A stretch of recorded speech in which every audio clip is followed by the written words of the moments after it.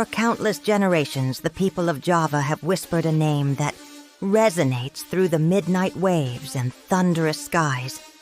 Roro Kidul, the majestic queen of the South Sea. Her story is not a simple folktale.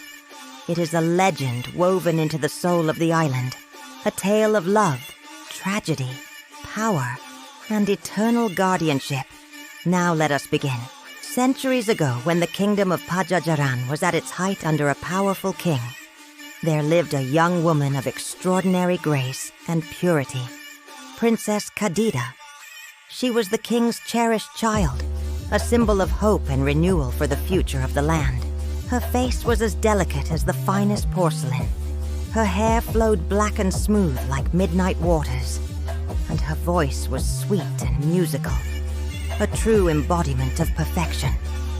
But in the palace's hidden corridors, envy gnawed at the queen and her courtiers. Fearful that Princess Kadita might undermine their own power, the queen fell into the temptation of black magic. She called upon a dark shaman to curse the young woman. The curse fell upon Princess Kadita suddenly. Her skin broke out in sores, her face and body were disfigured, and her health deteriorated rapidly. Repulsed by her appearance and afraid for their reputation, the king and queen banished Princess Kadita from the palace. Alone, weak, and forsaken, she walked for days through forests and barren fields, driven by a strange, persistent feeling, a pull toward the sea. The princess followed this feeling, letting her feet carry her across sand and rocks until she stood on the cliff's edge, gazing at the endless waters of the Indian Ocean. As the first rays of the setting sun glimmered upon the restless waves, Princess Kadita made a dramatic vow.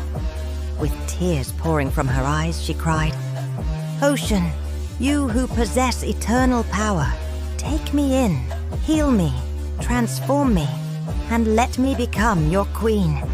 Suddenly, a great wave rose up from the deep, taller than the cliff itself.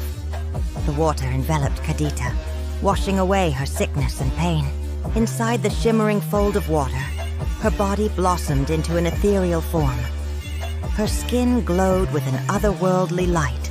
Her hair flowed effortlessly in the water's movement, and her voice seemed to blend with the song of the sea. When the water fell back into the ocean, Princess Kadita was gone. In her place stood Roro Kidul, the Queen of the South Sea. A deity, a guardian, a ruler over all creatures beneath the waves.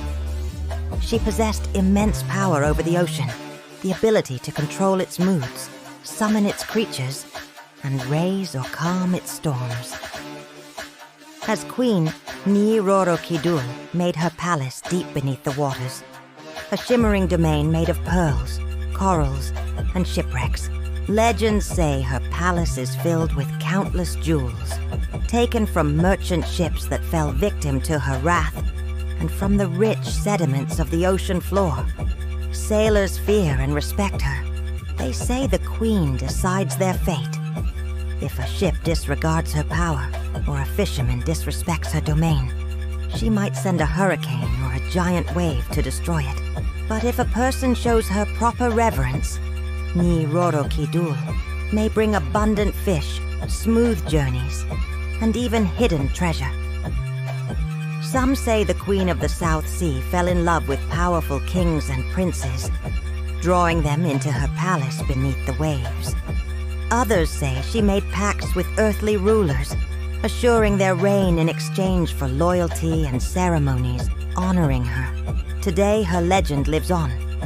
People still perform ceremonies at the southern shores of Java, offering flowers, food, and fabrics to appease Roro Kidul and seek her blessings. Traditional stories, songs, and dances celebrate her power, her tragedy, and her eternal reign beneath the restless waves. Roro Kidul is more than a ghost or a myth. She is a force of nature, a symbol of transformation, perseverance, and the deep, inexhaustible soul of the sea. To this day, when thunderclouds gather over the Indian Ocean and the waves become restless, Many say it is the queen herself, roaming her domain. Majestic, eternal, and unhindered by the human world above. Thank you for watching.